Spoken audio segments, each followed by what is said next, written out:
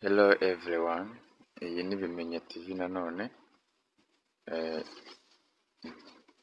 ngarutse nje kubereka uburyo wasetinga TikTok yawe ukayishyira ku murongo, ku buryo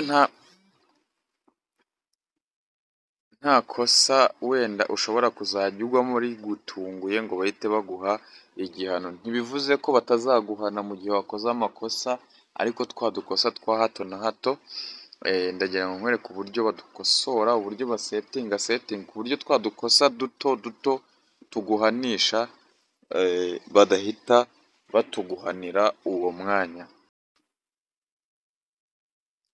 Mbere na mbere tugiye kurebera hano kuri akawunti, tugiye kubanza turebe se aha hakora iki, aha hakora iki, aha hakora iki, aha se. Tugiye kujya tureba akantu ku kandi n'ibyo kabasha kuba kasetinga ntibabashe kuguhana.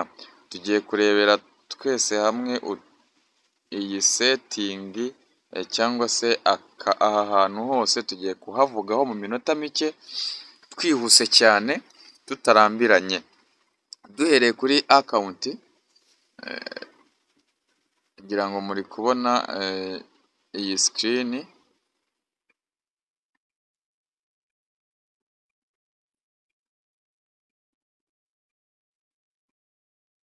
Iyi sikirini mwese muri kuyireba, ni ukuvuga ngo iyi hari ibyo ivuga, hari ibyo isobanura.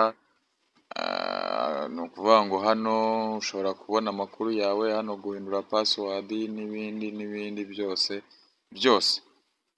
Turabanza turebe hano kuri infomesheni, akawunti infomesheni, ubundi duhagaze dute. Ni ukuvuga ngo akawunti infomesheni urabona ko dufiteho nimero ya telefone, dufiteho imeri, tukageraho na regionali akawunti, ariko hasi hari kontenti infomesheni. Ni ukuvuga ngo aha muri kontenti infomesheni naho tugiye kureba hakora iki. Aha ngaha katuhe ibi byo ntago nirirwa mbirebaho cyane, urabona ko imeri iruzuye, ariko tugiye kubanza turebe hano muri kontenti infomesheni harimo 0, turebe uko bimeze. Se kontenti zacu amakuru yayo ameze ate?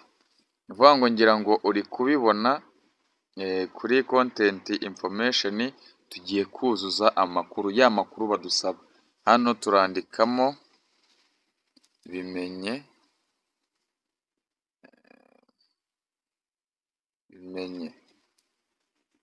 munsi twandikemo TV, dusige akanya twandike show, ubwo ni Bimenye TV show. Hano dushyiremo imeri,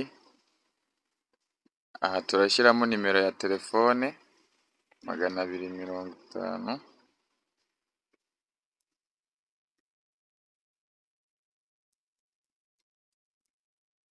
Hano turashyiramo Rwanda,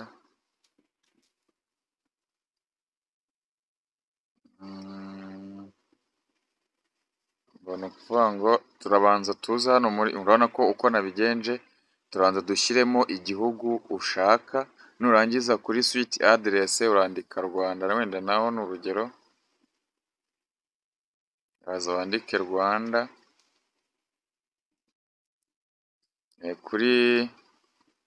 Kuri uniti apurove ushobora kwandika wenda Kigali. Hano kuri province ukandika Kigali nanone, hano wandikamo ibyo ushaka Kigali bitewe n'uko uri kubyumva n'uko uri kubisoma. Hano ukandikamo Kigali city,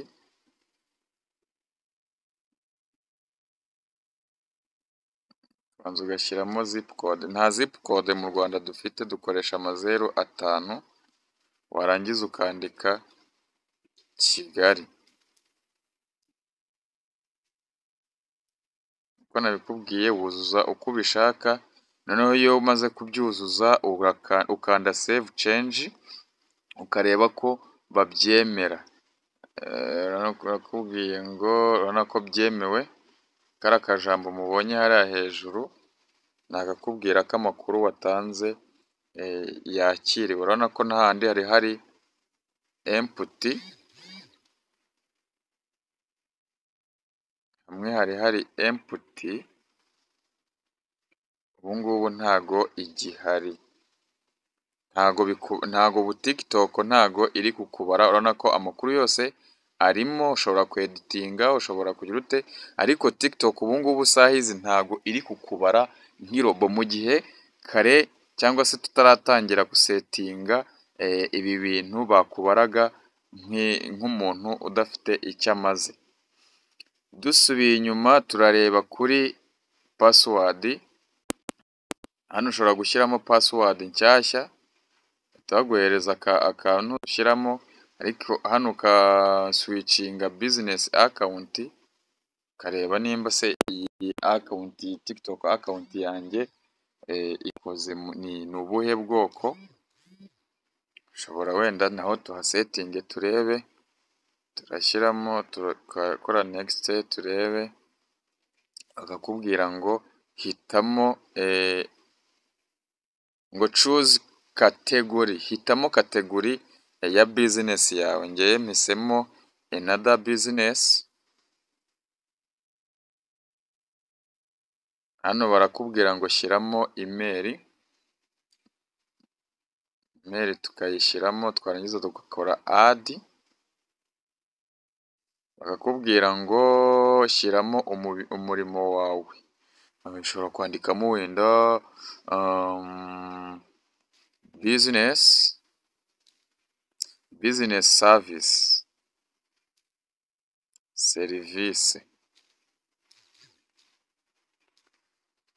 ushobora kwandikamo business service n'ibindi byinshi, ushyiramo ibyo ushaka, warangiza ugakomfaminga, bakakubwira ngo profile complete, create a video now, create now. TikTok ntikimbara nk'irobo. Dusubire hano hejuru dukore, twabanje kuza hano kuri business suite,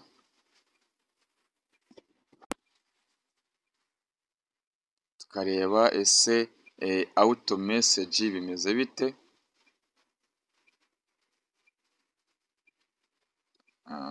Tukavuga tuti aha hantu ngomba kuba hano haraba hacanye gutya,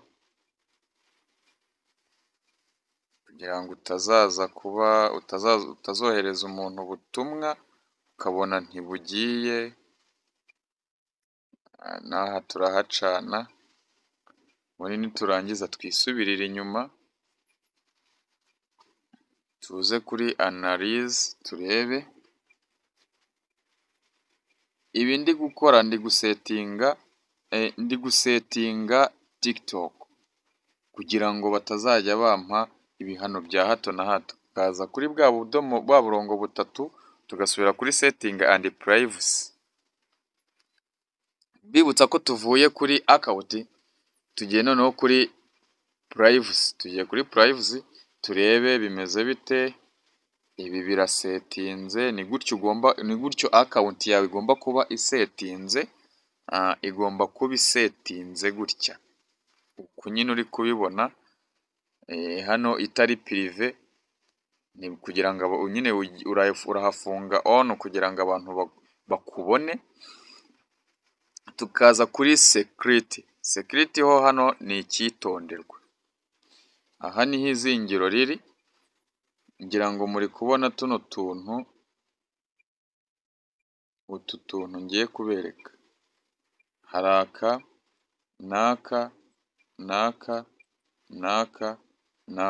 Utu tuntu dufite icyo tuvuze, tugiye kuturebaho natwo. Turahera kuri kariya ka mbere ka security ari test. Security ari test ni ukuvuga ngo tugiye gushyiraho security y'umwari test. Turategereza,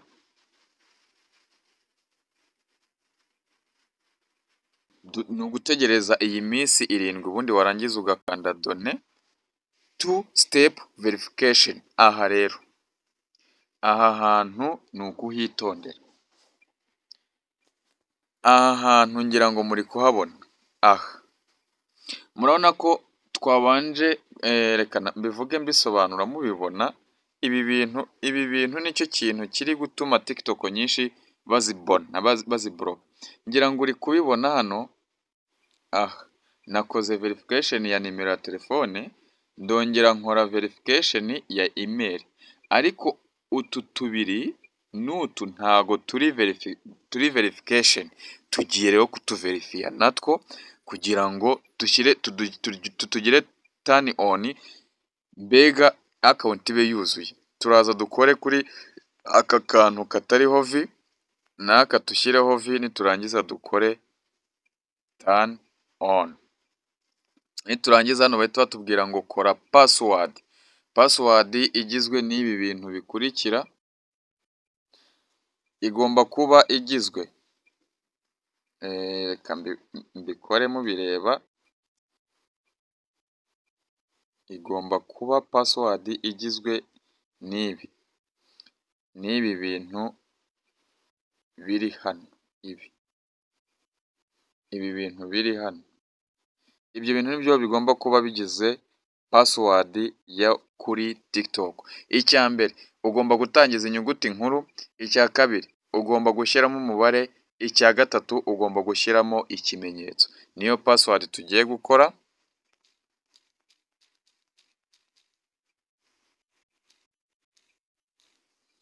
Turayikoza, urabona ko bamaze kutuvivurira batuzaniye next, dukore next. Inyuma kuko washaka ukanahakuramo, ubundi ahantu haba hagoye ni aha ngaha. Ni ukuvuga ngo hano icyo bashatse kuvuga kuri aka kantu nkuyemo, ni cya gihe winjiye muri account yawe bakagusaba kuverifiya koko nimba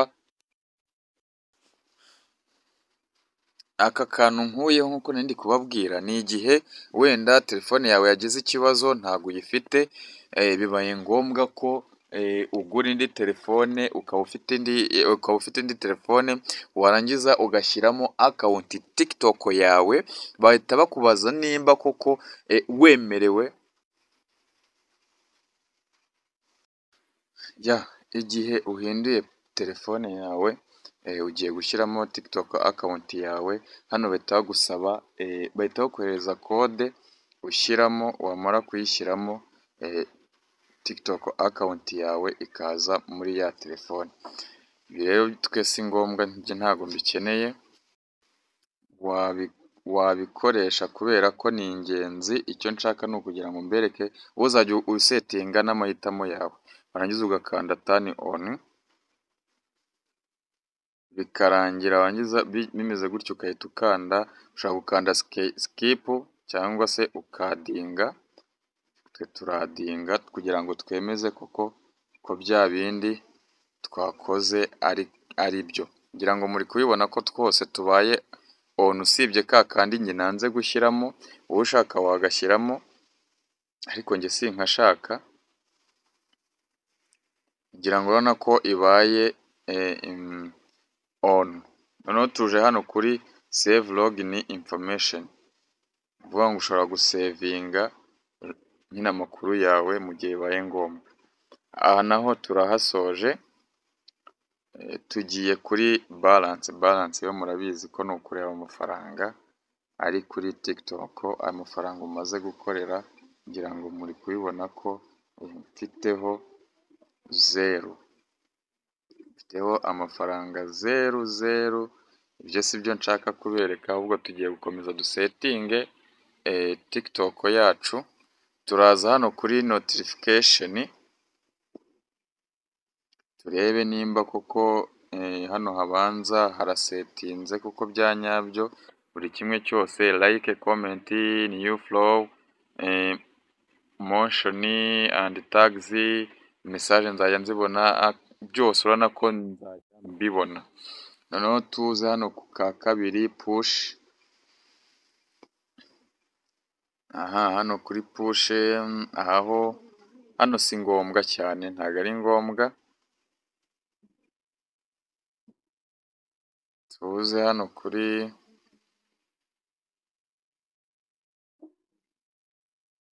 turaza ibibindi byose byo urabona ko bisetinze neza. Akandi kantu tugiye kureba ni aka kari live notification. Urabona aba ni abantu mfite hano, ushobora kuba wenda tuvuge urugero nka Kerino Wela, reka turebe undi muntu nk'uyu Sibomana Alex. Ushobora kuza ugafata hano kuri Sibomana Alex ugashyiraho all notification, bivuze ngo live yose azajya akora nzajya mpita mbona amumenyesha ambwira ko akoze live. Tujye tuza hano kuri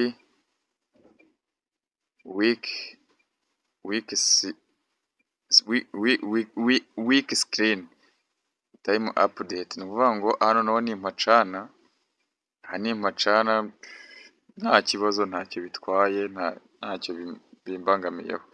Tugiye kureba akantu kari hano ka email notification, hahandi nyine kwa kundi baguhana, bamaze kuguhana bakaguhereza email. Ushobora gucana all email notification, uvuga ngo waba watse feedback, baba baguhannye, wowe ukajya ubona email, ubutumwa kuri email bukubwira ko hari ikihindutse kuri konte yawe. Twakomeje, twagiye kuri live,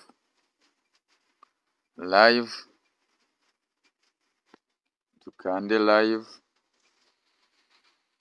Urabona ko nta live njye nigeze nkora kuko sindabyemererwa. Nkwibutsa ko gukora live bisaba kuba ufite aba followers 1000. Njye ntago ndabagezamo, iyi account nibwo nkitangira nyine ndi kuyisetinga ngo turebe.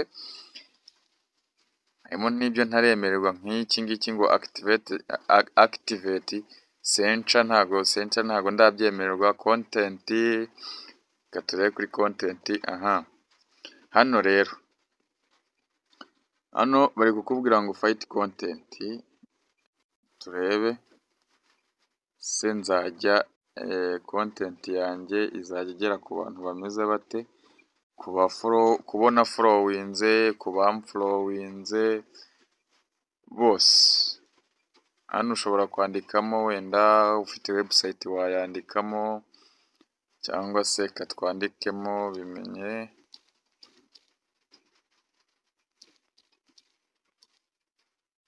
Bimenye TV show akadomo bloggerspot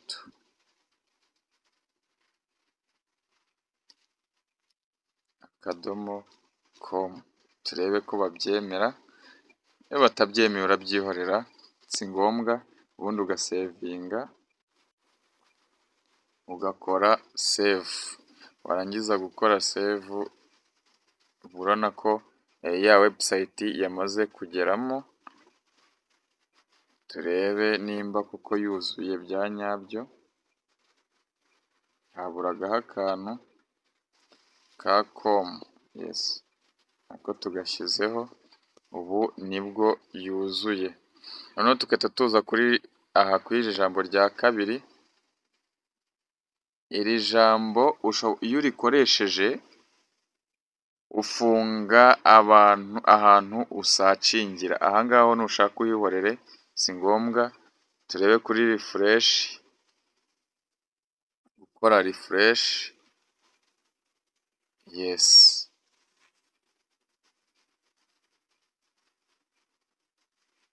ushobora gukora refresh hano ukavivura uburyo uzajya ukoramo refresh. Se nzajya nkora refresh habaye iki, ukagenda uvivura. Ibi ngibi urabisoma ukabyumva, warangiza hano ukandikamo ibyo ushaka.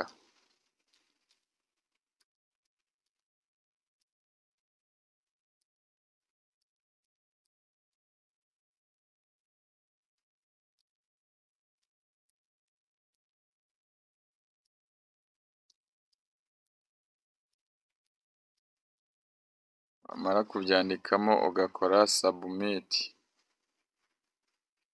ukisubirira inyuma, ni ukuvuga ngo account yawe tukaza hano kuri mute account tukahirengagiza tugakomeza. Playback urabona ko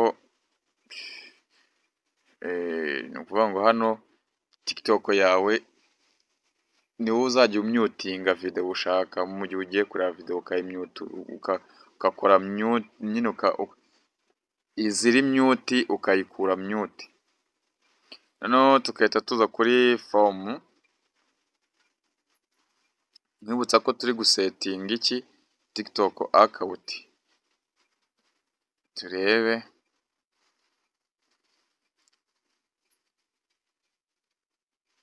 ese family planning ibi si ngombwa urabyihorera.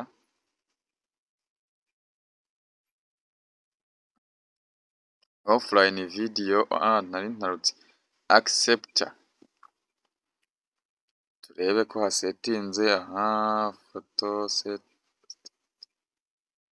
naho ushaka wahacana ukajya ukuraho amafoto, turebe size y'ibyo wandika, reka tugire gutya dusubire hahandi.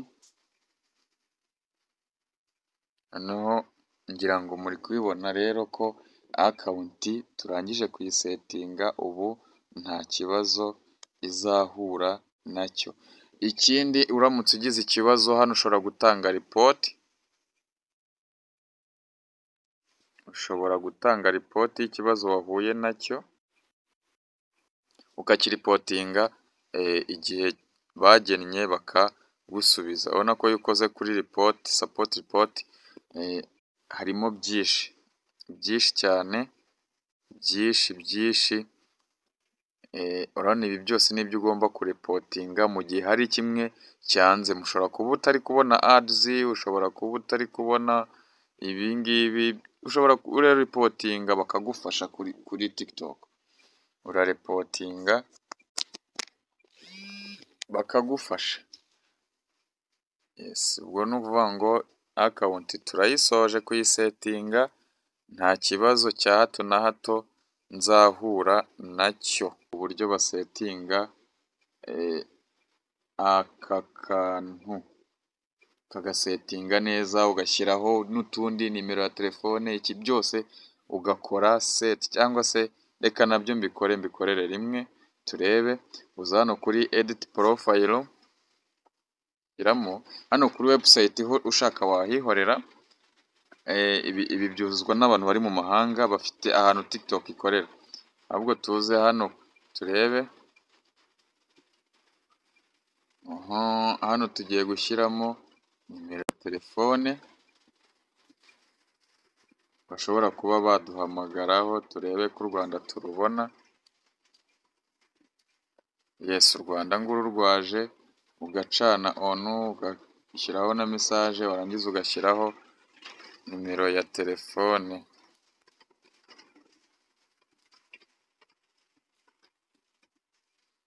Warangiza ugasevinga, uvuga ngo umuntu ashobora kuguhamagara hano bakahita bakubwira ngo shyiraho address yawe. Address wenda Rwanda Kigali,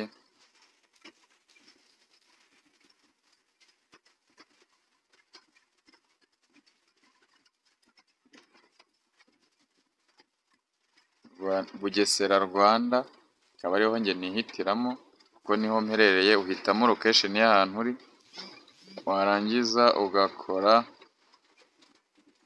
ugasubira inyuma. Urabona ko byamaze kugeramo, ugasubira inyuma.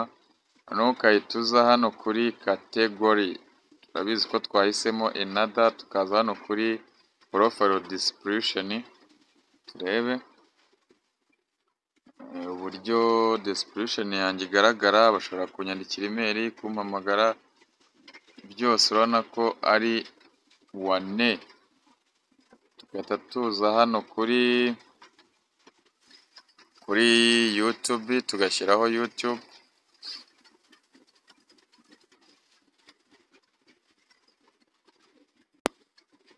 shyiraho YouTube account, YouTube tugahitamo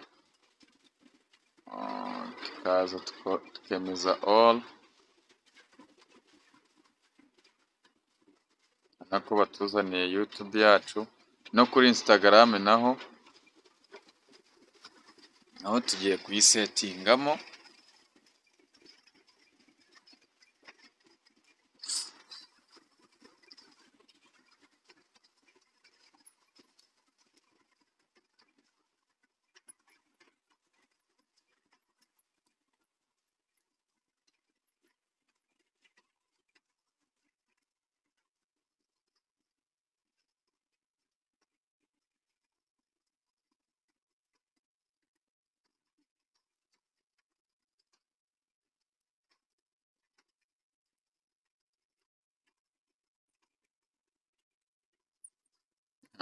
Tumaze gushyiramo ibiranga Instagram yacu, turebe ko babyemeza.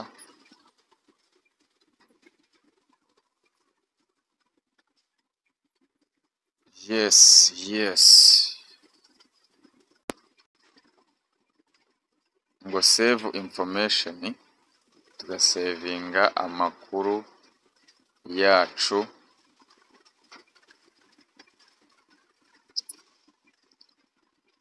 Tugacana allow, uvuga ngo tugaruka inyuma. Urabona ko Instagram nayo yamaze kugeramo, tugasubira inyuma.